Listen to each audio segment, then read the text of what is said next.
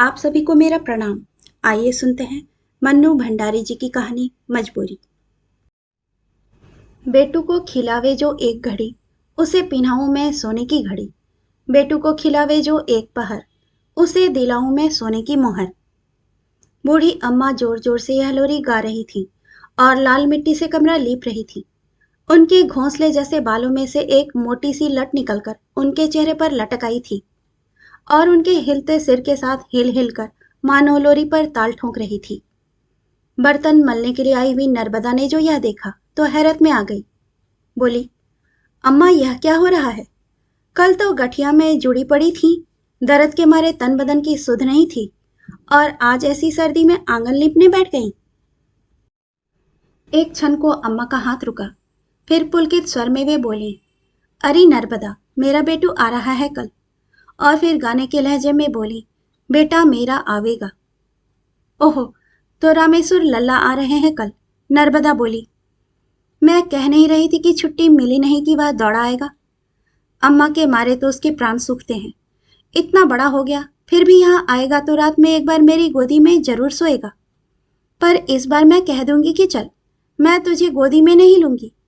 अब तू गोदी में सोएगा कि बेटू?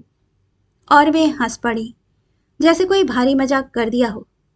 फिर एकाएक काम का ख्याल आ जाने से बोली, ले री, मैंने खड़िया भिंगो रखी है, जरा बाहर के आंगन को मांड देना। बस ऐसा मांडना कि सब देखते ही रह जाएं। क्या करूं, आजकल हाथ कांपने लगा है, नहीं तो मैं मांड लेती। नर्मदा को खड़िया के काम में लगाकर वे फिर गाने लगी, आवरी चिड़िया चुन करो, बेटू ऊपर राई नून करो, नून करो नून करो। ले, मैं तो भूल ही गई, क्या है इसके आगे? रामेश्वर छोटा था तो ढेरों याद थी, उसके बाद तो छोटा बच्चा ही घर में नहीं रहा, सो सब भूल गई। मेरा रामेश्वर तो बिना लोरी सुने कभी सोता ही नहीं था। बेटू भी जरूर उसी पर पड़ा होगा। अब तो दौड़ते फिरता होगा आंगन में। और उनकी धुंधली आंखों के आगे जैसे दौड़ते फिरते बेटू के चित्र बनने बिगड़ने लगे। उसकी कल्पना में खोई खोई वे बोलती गई, पहले बहू लेकर आई थी तब तो 2 महीने का था, बस पालने में पड़ा पड़ा हाथ पैर मारता था और मैं जाकर खड़ी हो जाती थी तो टुकुर टुकुर मुझे ही निहारा करता था। सूरत भी एकदम रामेश्वर पर ही पड़ी है उसकी। अब तो खुद देख लेना, सारा घर नापता फिरेगा। और वे हंस पड़ी। इन सब कल्पनाओं से ही उनका शरीर रोमांचित हो उठा। अम्मा का काम समाप्त हुआ तो मिट्टी में सनी दोनों हथेलियों को जमीन पर पूरे जोर से टिकाते हुए उन्होंने उठने का प्रयत्न किया, पर एक सर्द आहसी उनके मुंह से निकलकर रह गई। वे उठ नहीं पाई तो बड़े ही कातर स्वर में बोली, अरे नर्मदा, मुझे जरा उठा दे रही, घुटने तो जैसे फिर जुड़ गए। जुड़ेंगे तो सही, ऐसी सर्दी में कब से मिट्टी में सनी बैठी हो? बेटे बहू आ रहे हैं तो ऐसी क्या नवाई हो रही है? सभी के घर आते हैं। और नर्मदा ने अम्मा को सहारा देकर उठाया, उसके हाथ धुलाए और खटिया पर लिटा दिया। तू भी कैसी बात करती है नर्मदा? 3 बरस बाद मेरा बेटा आ रहा है और मैं आंगन भी ना लीपूं? 3 बरस बाद आ रहा है तो मैं तो यही कहूंगी कि उनमें मोह माया नहीं है। तुम यूं ही मरी जाती हो उनके पीछे। देख नर्मदा, मेरे रामेश्वर के लिए कुछ मत कहना। यह तो मैं जानती हूं कि 3-3 बरस मुझसे दूर रहकर उसके दिन कैसे बीतते हैं, पर क्या करे, नौकरी तो आखिर नौकरी ही है। मेरे पास आज लाखों का धन होता तो बेटे को यूं नौकरी करने परदेश नहीं दुरा देती। पर और उनके कुछ क्षण पहले पुलकते चेहरे पर मायूसी छा गई, आंखें अनायास ही डबडबा आईं।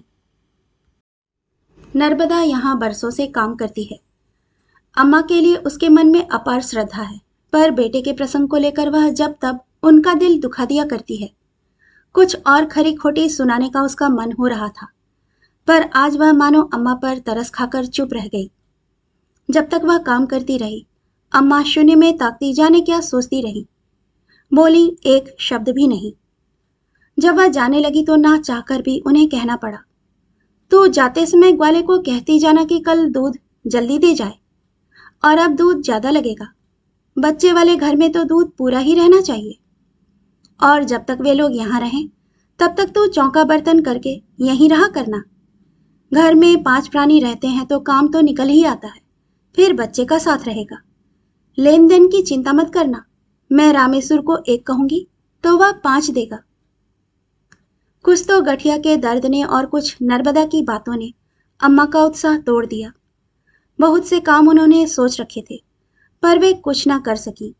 बस अपनी खाट पर पड़े पड़े भूली बिसरी लोरियां याद करके गुनगुनाती रही। धीरे धीरे रात के अंधकार में उनके मन की मायूसी भी डूब गई और वे भोर होने से पहले ही उठ बैठी। घुटने का दर्द मन के उत्साह में खो गया और बेटे पोते से मिलने की उमंग में मौसम की ठंडक भी जैसे जाती रही। 7 बजते बजते तो वे सब घर ही पहुंच जाएंगे। 7 छोटा बच्चा है, दूध तो गर्म करके रख ही दूं। फिर उन दोनों को भी तो चाय की आदत होगी। ऐसी सर्दी में चाय तैयार नहीं मिलेगी तो अम्मा को क्या कहेंगे भला। दूसरा चूल्हा भी जला दूं, नहाने को गर्म पानी भी तो चाहिए। उस कड़कड़ाती सर्दी में ठिठुरते ठिठुरते अम्मा ने बेटे बहू को गर्म करने के सारे आयोजन कर डाले। फिर सोचा, लगे हाथ तरकारी भी काट दूं, नहीं तो वे इधर आएंगे और उधर मैं चूल्हे में सिर देकर बैठ जाऊंगी। 3 बरसों में मेरा बेटा आ रहा है, घड़ी 2 घड़ी उससे बात भी करूंगी। इनका क्या, ये तो अपनी राजी खुशी पूछकर औषधालय चल देंगे। तरकारी भी कट गई, अब क्या करें।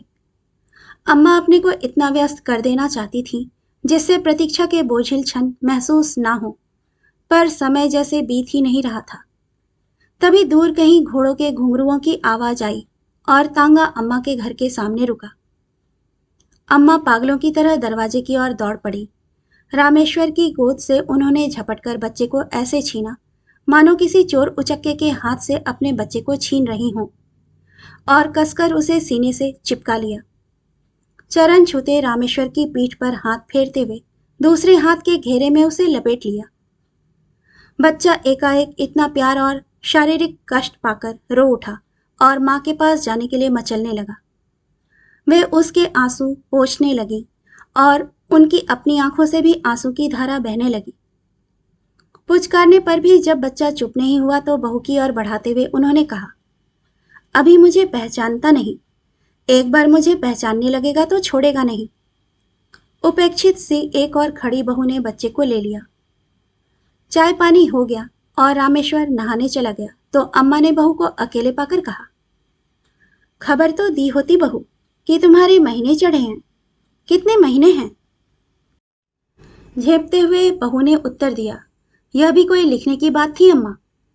फिर जरा रुकते रुकते कहा, मानो कहने का साहस बटोर रही हो, अम्मा इस बार बेटू को आप ही रखेंगी, जैसे भी हो। मैं यहाँ हूं तब तक इसे अपने से हिला लीजिए। मैं तो इसके मारे ही परेशान थी। दो को तो। अम्मा आंखें फाड़ फाड़ कर ऐसे देख रही थी मानो जो कुछ सुन रही हैं उस पर विश्वास करें या नहीं।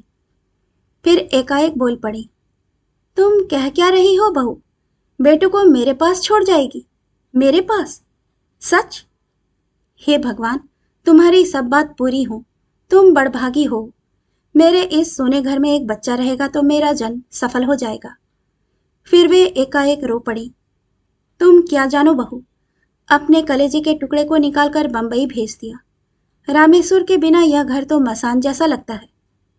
ये ठहरे संत आदमी, दीन दुनिया से कोई मतलब नहीं। मैं अकेली ये पहाड़ जैसे दिन कैसे काटती हूँ सो मैं जानती हूँ। भगवान तुम्हें दूसरा भी बेटा दे, तुम उसे पाल लेना। मैं समझूंगी तुमने मेरा रामेश्वर लेकर मुझे अपना रामेश्वर दे दिया। पर देखो, अपनी बात से मुड़ना नहीं।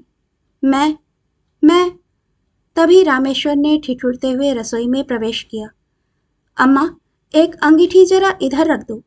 बंबई में रहकर तो सर्दी सहने की आदत नहीं रही, यहाँ तो नहाते ही जैसे जम गया। अम्मा ने अंगीठी रामेश्वर के पास सरका दी। तभी रामेश्वर का ध्यान अम्मा के कपड़ों की ओर गया। यह क्या अम्मा, तुम कुछ भी गर्म कपड़ा नहीं पहने हो। सर्दी खा गई तो बीमार पड़ जाओगी, फिर तुम्हें गठिया की भी तकलीफ है। ऐसे कैसे चलेगा? ना हो तो बनवा लो कपड़े, मैं रुपये दे दूंगा।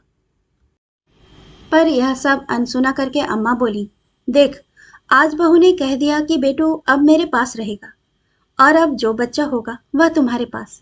तू कहीं टाल मत जाना, बात पक्की हो गई। आज से बेटू मेरा हुआ। अरे हम सभी तो तुम्हारे हैं अम्मा, बोलो नहीं है? परिहास के स्वर में रामेश्वर बोला। हो क्यों नहीं, मेरे नहीं तो और किसके हो, पर बेटू आज से मेरे पास रहेगा, अम्मा ने कहा। तभी वैद्यराज जी कुछ खाली शीशियां लेकर आए तो अम्मा बोली, सुनते हो जी, इस बार बेटू यहीं रहेगा। बेचारी बहू खुद अभी बच्ची है, दो दो को कैसे संभालेगी? और फिर पहले बच्चे पर तो यूं भी दादी का हक होता है। उनके हाथों की गति बढ़ गई थी और वे अब उठने बैठने में जरा भी तकलीफ महसूस नहीं कर रही थी। दोपहर को नर्मदा से भी कहा, बहू के तो फिर बच्चा होने वाला है, बेचारी दो दो को कैसे संभालेगी? सो मुझसे कहने लगी, अम्मा बेटू को तो तुम्हें ही रखना पड़ेगा। उसे कहने में बड़ा संकोच हो रहा था कि मुझे बुढ़ापे में तकलीफ होगी, पर तू ही बता, घर के बच्चे को रखने में कैसी तकलीफ भला? ऐसे समय में घर के ही लोग काम ना आएंगे तो कौन आएंगे भला? इसके बाद घर में जो कोई भी आया उसे यही खबर सुनाई गई। अम्मा इस बात का इतना प्रचार कर देना चाहती थी कि यदि फिर किसी कारण से बहू का मन फिर भी जाए तो शर्म के मारे ही वह अपना इरादा ना बदल पाए। अम्मा का सारा दिन बेटू को खिलाने में और उसकी नोनराई करने में ही बीतता। जाने कैसी कैसी औरतें घर में आती हैं, तंदुरुस्त सुंदर बच्चे को कड़ी नजर से देख जाएं तो लेने के देने पड़ जाएं। बेटू को लेकर उसके शिथिल और नीरस जीवन में नया उत्साह आ गया था। घुटनों के दर्द के मारे कहाँ तो वे अपने शरीर का बोझ ही नहीं ढो पाती थी और कहाँ अब वे बेटू को लादे फिरती हैं। शाम को उसके साथ आंख मिचौनी खेलती, बेटू का घोड़ा बनकर आंगन में दौड़ती फिरती। बेटू के साथ साथ उनका भी जैसे बचपन लौट आया था। देखने वाले अम्मा के पागलपन पर हंसते, पर उसकी उन्हें जरा भी चिंता नहीं थी। रामेश्वर ने टोका, अम्मा क्यों उसे लादे फिरती हो, यूं ही तुम्हारे घुटनों में दर्द रहता है। तो बिगड़ पड़ी। कैसी बातें करता है रामेश्वर, इसमें भी कोई वजन है जो उठाना भारी पड़े? फूल जैसा तो हल्का है, खाली खाली दोनों बेला मिलते टोक दिया। माँ बाप की नजर ही सबसे ज्यादा लगती है बच्चों को, तभी तो बेटू एक दिन भी ठीक नहीं रहता है। निश्चित समय पर दूध पिलाना, शीशी में दूध भरना, बाद में उसकी सफाई करना आदि सब काम अम्मा के लिए बिल्कुल नए थे।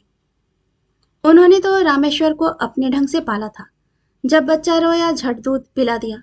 दूध के लिए भी समय देखना पड़ता है, यह बात उनके लिए एकदम नई थी।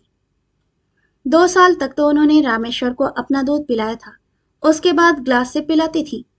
यह शीशी का नखरा उस जमाने में था ही नहीं, और होगा भी तो शहरों में।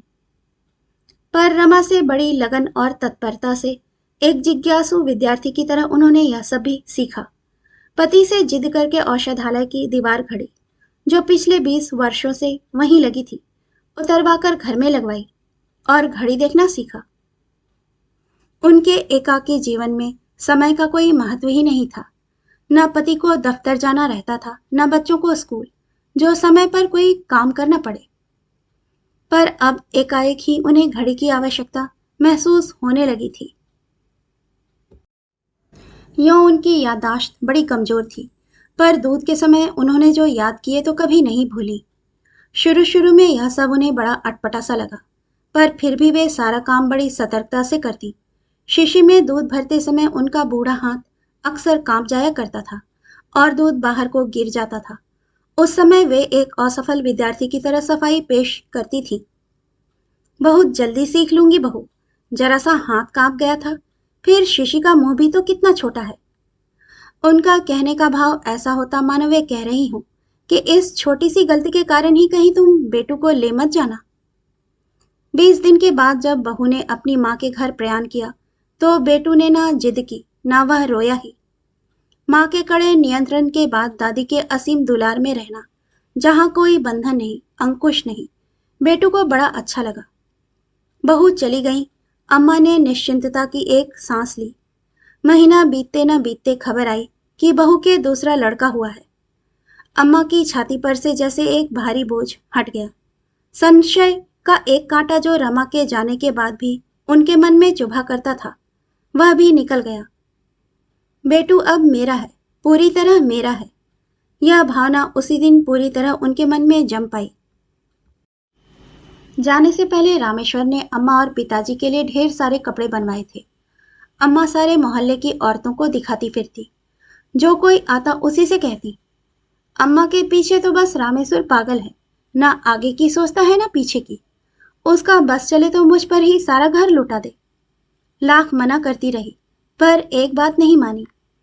अब बुढ़ापे में ये छपी साड़ियां पहनकर कहाँ जाऊंगी, पर वह क्यों सुनने लगा। उनकी झुर्रियों भरे चेहरे पर चमक आ जाती और वे आंखें मूंदकर अपने बेटे की चिरायु होने की कामना करती। जब रामेश्वर के जाने का समय आया तो उन्होंने रो रो कर घर भर दिया। हिचकियां लेते हुए बोली, देख रामेश्वर, यह 3-3 बरस तक घर का मुंह ना देखने वाली बात अब नहीं चलेगी। साल में एक बार तो आ ही जाया कर मेरे लाल। नौकरी की जगह नौकरी है और माँ बाप की जगह माँ बाप। मेरी तबीयत भी ठीक नहीं रहती, किसी दिन भी आंख मूंदी रह जाएगी तो मैं तेरी सूरत को भी तरस जाऊंगी। सो कम से कम अपनी इस बुढ़िया माँ को। पर आगे वे कुछ नहीं कह सकी, बस फूट फूट कर रोने लगी। आंसू भरी आंखों से वे रामेश्वर के तांगे को तब तक देखती रही जब तक वह आंखों से ओझल नहीं हो गया। उसके बाद उन्होंने कसकर बेटू को अपनी छाती से चिपका लिया। दूसरे साल रामेश्वर नहीं आया, केवल रमा आई, शायद बेटू को देखने। पर बेटू को जो देखा तो उसका माथा ठनक गया। जिस बेटू को वह छोड़ गई थी और जिसे अब वह देख रही है, दोनों में कोई सामंजस्य ही नहीं था। बात बात में उसकी जिद देखकर रमा का खून खौल जाता। खाना वह दादी अम्मा के हाथ से खाता और सारे दिन चरता रहता था। रात में सोता तो दादी अम्मा के दोनों अंगूठे पकड़कर सोता, और जब तक दादी अम्मा उसे लोरी नहीं सुनाती तब तक उसे नींद नहीं आती थी। सारे दिन दादी अम्मा की धोती का पल्ला पकड़कर उनके पीछे पीछे घुमा करता और शाम को गली मोहल्ले के गंदे गंदे बच्चों के बीच खेलता। उसे देखकर कौन कहेगा कि यह एक पढ़ी लिखी सभ्य लड़की का बच्चा है। घर के सामने से जो कोई भी फेरी वाला निकल जाता, उसी से बेटू कुछ न कुछ जरूर खरीदता। ना दिलवाने से जमीन आसमान एक कर देता और मचल मचल कर सारे आंगन में लौटता। आखिर रमा को जबान खोलनी ही पड़ी। अम्मा, आपने तो इसे बिगाड़ कर धूल कर रखा है, इस तरह कैसे चलेगा। दादी माँ ने हंसते हुए बड़े सहज भाव से कहा, अरे बचपन में कौन जिद नहीं करता बहू, रामेश्वर भी ऐसे ही करता था। यह तो सच हूबहू उसी पर पड़ा है। समय आने पर सब अपने आप छूट जाएगा, यही तो उम्र होती है जिद करने की। 1-2 साल और कर ले, फिर अपने आप सब कुछ छूट जाएगा। और वे मुग्ध भाव से गोद में बैठे बेटू के बालों में उंगलियां चलाने लगी। रमा खून का घूंट पीकर रह गई। रमा की इच्छा हुई बेटू को अपने साथ लेती जाए, पर 1 साल का पप्पू ही उसे इतना परेशान करता था कि दोनों को साथ रखने का साहस नहीं हुआ। बंबई जाते ही उसने अम्मा के पास जरा खरी खरी भाषा में पत्र पहुंचाने आरंभ कर दिए। जैसे ही वह 4 साल का हुआ, रमा ने लिख दिया कि अम्मा अब उसे वहां के नर्सरी स्कूल में भर्ती करवा दें। कम से कम कुछ तमीज तो सीखेगा। चिट्ठियां पढ़ती तो अम्मा को लगता बहू का दिमाग बौरा गया है। भला 4 साल का दूध पीता बच्चा कहीं स्कूल जा सकता है। रमा के पत्र आते रहे और अम्मा का ढर्रा अपने ढंग से बराबर चलता रहा। 2 साल बाद फिर रमा और रामेश्वर अपने 3 साल के पप्पू को लेकर आए। पप्पू ने अंग्रेजी की छोटी छोटी कविताएं याद कर रखी थीं और बड़े अदब के साथ बोलता था। अभी 2 महीने पहले ही रमा ने उसे वहां के अंग्रेजी स्कूल में भर्ती करवाया था, पर बेटू वैसा ही था जैसा रमा उसे छोड़ गई थी। उम्र में वह जरूर बड़ा हो गया था, बाकी सब कुछ वैसा ही था। रमा उठते बैठते रामेश्वर से कहती, जैसे भी हो इस बार बेटू को लेकर चलना ही होगा। यही हाल रहा तो इसकी जिंदगी चौपट हो जाएगी। यह भी कोई ढंग है भला। अम्मा को बड़ा दुख होगा, और बेटू तुम्हारे पास जरा भी तो नहीं आता। वह अम्मा को छोड़कर कैसे रहेगा। ये सारी बातें सोच लो। रामेश्वर इस प्रसंग को जैसे टालना चाहते थे। अम्मा के दुख की बात मैं मानती हूँ, रमा ने अपने आवेश को दबाते हुए कहा, पर जब उन्हें लिखा कि स्कूल में डाल दो तो वह भी तो उनसे नहीं हुआ। जैसे बताती हूँ वैसे तो रखती नहीं। अब इनके 2 दिन के सुख के लिए बच्चे का सारा भविष्य बिगाड़ कर रख दूं। उसका गला भर्रा आया था। रामेश्वर बेचारा बड़े धर्म संकट में था। उसे पत्नी की बातों में भी सार नजर आता था और वह अम्मा की भावनाओं को भी ठेस नहीं पहुंचाना चाहता था। सो बिना कुछ निर्णय दिए सारी बात रमा पर छोड़कर वह बंबई लौट गया। रमा कभी मिठाई दिलाकर, कभी तांगे में घुमाकर बेटू को अपने से हिलाने की कोशिश करने लगी। बेटू को तांगे में घूमने का बेहद शौक था, जो कम ही पूरा होता था। अम्मा को कभी स्वप्न में भी ख्याल नहीं था कि रमा पप्पू के रहते हुए भी बेटू को ले जाने का प्रस्ताव रखेगी। जिस दिन उन्होंने सुना, उनके पैरों तले की जमीन सरक गई। जब रमा ने बेटू को उनके पास छोड़ने का प्रस्ताव रखा था, तब एकाएक उन्हें अपने कानों पर भी विश्वास नहीं हुआ था। ठीक उसी प्रकार ले जाने की बात पर भी उन्हें विश्वास नहीं हो रहा था। फिर भी कांपते स्वर में कहा, कैसी बात करती हो बहू, मेरे बिना वह पल भर भी तो नहीं रहता। इतना बड़ा हो गया, फिर भी जब तक मैं कौर नहीं देती तब तक वह खाता नहीं, तो एकाएक मुझसे दूर कैसे रहेगा? नहीं रहेगा तो थोड़े दिन रो लेगा। आखिर उसकी पढ़ाई का सिलसिला भी तो जमाना है अम्मा। देखो, पप्पू स्कूल जाने लगा है और यह अभी तुम्हारा पल्ला पकड़े पकड़े ही घूमता है। अरे पढ़ लेगा बहू, पढ़ लेगा। उम्र आएगी तो पढ़ लेगा। यह मत सोचना कि मैं उसे गंवार ही रहने दूंगी। रामेश्वर को भी तो मैंने ही पाला पोसा है, उसे क्या गंवार रख दिया? फिर यह तो मुझे और भी प्यारा है, मूल से ब्याज ज्यादा प्यारा होता है।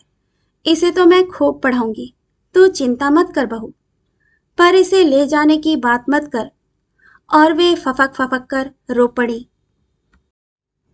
रमा की आंखों में भी आंसू तो आ गए, फिर भी उसने अपने पर काबू पाते हुए और स्वर को भरसक कोमल बनाकर कहा, मैं आपका दिल नहीं दुखाना चाहती अम्मा, पर आपके इस जरूरत से ज्यादा प्यार ने ही तो इसे बिगाड़ कर धूल कर दिया है।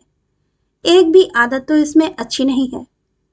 यदि आप सचमुच ही इसे प्यार करती हैं और इसका भला चाहती हैं, तो इसे मेरे साथ भेज दीजिए, और उसके साथ दुश्मनी ही निभानी है तो रखिए इसे अपने पास। कहने के बाद ही रमा को लगा जैसे बहुत बड़ी बात कह गई है। मैं अपने बेटू के साथ दुश्मनी निभाऊंगी? मैं उसकी दुश्मन हूं? मैं? तू मेरे प्यार की परीक्षा लेना चाहती है, पर ऐसी कठिन परीक्षा तो मत ले बहू। इससे तो तू मेरे प्राण ही ले ले। और वे फूट फूट कर रोने लगी। कुछ देर बाद एकाएक स्वर संयत करके बोली, ले जा बहू, ले जा। मेरा बेटू फूले फले, पढ़ लिख कर लायक बने। इससे बढ़कर खुशी की बात मेरे लिए और क्या हो सकती है? मेरा क्या है, मेरी 4 दिन की हंसी खुशी के लिए मैं तेरे बच्चे की जिंदगी नहीं बिगाड़ूंगी। मैं अनपढ़ गंवार औरत ठहरी, इसे लायक कहां से बनाऊंगी? तू इसे ले जा। 4 दिन को मेरी जिंदगी में हंसी खुशी आ गई, इसी में तेरा बड़ा जस मानूंगी। और रमा कुछ कहे उससे पहले ही उन्होंने रसोई घर में जाकर भीतर से किवाड़ बंद कर लिए। रमा को खुद इस सारी बात से बड़ा दुख हो रहा था, पर बच्चे की बात सोचकर वह निर्णय बदलने में अपने को असमर्थ पा रही थी। यही सोच सोचकर वह अपने को तसल्ली दे रही थी कि समय का मरहम अम्मा के घाव को अपने आप भर देगा। 2 दिन बाद औषधालय के एकमात्र नौकर और दोनों बच्चों को लेकर रमा अपनी माँ के यहाँ चल पड़ी। बेटू को बताया ही नहीं गया कि रमा उसे अपने साथ ले जा रही है। रोज की भांति तांगे में घूमने के लालच में वह चला गया। जाते समय कह गया, दादी अम्मा, मैं तुम्हारे लिए मिठाई और गोली लेकर आऊंगा। दादी अम्मा ने उसे कलेजे से लगा लिया। एक बार उनकी इच्छा हुई कि वह बेटू को बता दें कि रमा उसे हमेशा के लिए उनसे अलग करके ले जा रही है, पर फिर भी वे चुप रही। उसके बाद जो भी कोई घर में आया, अपार आश्चर्य से उसने पूछा, अरे बहू बेटू को ले गई? तुम तो कहती थी कि बेटू अब तुम्हारे पास ही रहेगा। अम्मा को लगा जैसे किसी ने उनके कलेजे पर गरम सलाख दाग दी हूं। तिल मिलाकर जवाब देती, कहती तो थी पर अब रखा नहीं जाता। गठिया के मारे मेरा तो उठना बैठना तक हराम हो रहा है, तो मैंने ही कह दिया कि बहू अब पप्पू बड़ा हुआ, सो बेटू को भी ले जाओ। अरे अम्मा, एक पल तो तुम उसे छोड़ती नहीं थी, अब रह लोगी उसके बिना? नहीं रह सकती तो भेजती क्यों? अब यह कोई बच्चे पालने की उम्र है भला? जिसकी थाती उसी को सौंपी। बुढ़ापा है, कुछ भजन पूजन ही कर लूं। उनके मारे मेरा सब कुछ छूट गया था। बड़े ही संदिग्ध भाव से अम्मा की इस दलील को औरतें स्वीकार कर पाती थी। आज अम्मा के पास कोई काम नहीं था करने को, सो खाली आंगन में दर्दीले स्वर में एक लोरी गुनगुना रही थी। शाम को गुब्बारे वाला आया, बुढ़िया के बाल वाला आया, खिलौने की मिठाई बेचने वाला आया, तो मुरझाए स्वर में अम्मा ने सबको यही जवाब दिया, जाओ भाई जाओ, आज तुम्हारा ग्राहक नहीं है, उसे मैंने उसकी अम्मा के साथ भेज दिया। अब यहाँ मत आया करो, कभी मत आया करो, कोई तुम्हारी चीज नहीं खरीदेगा। और उनका मन सुबक उठता, पर उनकी आंखों के आंसू जैसे सूख गए थे। तीसरे दिन औषधालय का नौकर वापस आया तो सबसे पहले खबर दी कि दादी अम्मा को याद करते करते बेटू को बुखार आ गया है और वह उसे भरे बुखार में छोड़कर आया है। वह रमा के हाथ से ना कुछ खाता है न दवाई पीता है। अम्मा ने सुना तो ऊपर की सांस ऊपर और नीचे की सांस नीचे रह गई। पागलों की भांति दौड़ती हुई औषधालय में पहुंची। अरे सुनते हो, बेटू रो रो कर बीमार हो गया है। मैं तो पहले ही जानती थी कि वह मेरे बिना रहेगा नहीं, पर बहू को कौन समझाए। अब तो रात की गाड़ी से ही जाकर मुझे उसे लाना होगा। वह तो रो रो कर प्राण दे देगा। हे भगवान, मेरी मत पर भी पत्थर पड़ गए थे जो बहू की बात मान गई। अम्मा रोती थी और कपड़े ठीक करती जाती थी। नर्मदा आई तो आश्चर्य से बोली, कहाँ की तैयारी कर रही हो अम्मा? अरे, शिब्बू बहू को छोड़कर लौटा तो बताया कि पेटू ने रो रो कर बुखार चढ़ा लिया है। मैं तो भेजकर अपनी तरफ से निश्चिंत हो गई थी, पर वह रह सकता है क्या? उसके तो प्राण मुझ में कुछ ऐसे पड़ गए थे कि क्या बताऊं। कोई अगले जन्म का संस्कार ही समझो। अब जाकर लाना पड़ेगा, नहीं तो छोरा रो रो कर प्राण दे देगा। और गर्व और आनंद से उनकी छाती फूल गई। तीसरे दिन ही बेटू को लेकर वे लौट आईं। जिसने देखा उसी ने कहा, अरे 4 दिन में ही बच्चा सूख गया। सूखेगा नहीं, कुछ तो खाया नहीं और एक पल को आंसू नहीं टूटा। मैं तो सोचती थी कि बहू के हवाले करके सुख से पूजा पाठ करूंगी, पर अब यह रहता भी तो नहीं। 1 साल उन्होंने इसी प्रकार और निकाल दिया। रमा बंबई से आई और फिर बेटू का वही रवैया देखा तो सोचा कि वह उसे सीधे बंबई ले जाती तो यह सारा कांड नहीं होता। अम्मा बंबई तक आ नहीं सकती थी, सो इस बार फिर एक बार दादी माँ को रुलाकर उनके मना करने पर भी वह बेटू को लेकर बंबई के लिए चल पड़ी।